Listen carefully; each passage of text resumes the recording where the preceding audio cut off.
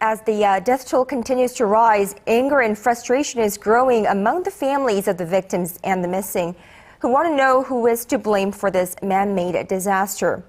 With that, the investigation into those who have been charged in connection with the accident is intensifying.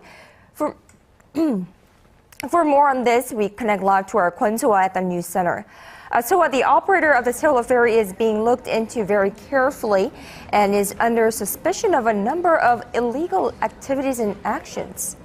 Yes, Kwon, that's right. We learned a few hours ago that prosecutors raided at least 10 locations related to Yoo Byung-eon, the former chairman of the operator's parent firm.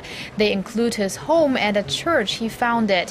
Financial watchdogs have been looking into possible illegal foreign exchange trading and tax evasion.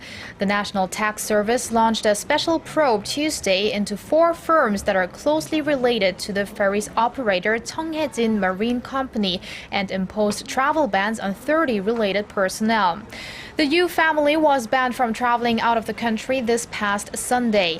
The family reportedly has around $240 million worth of assets, and Yoo is said to have established 13 overseas corporate branches and used them to snowball the family's assets. Investigations are ongoing and will also be conducted to determine whether the operator was involved in lobbying high-ranking officials in an attempt to skirt regular safety inspections. All right, so and one man with some of the biggest questions to answer, the captain of Sewol-ho and the crew members may be charged with homicide by omission. Now, tell us what that means. Yes, Kwon, as you probably remember, akin to murder was how President Park Geun-hye described the actions of the captain Lee Jun-seok and the crew members. And now investigators are examining whether they could be charged with homicide by omission, which can be pressed in the case of death caused by inaction by the defendant.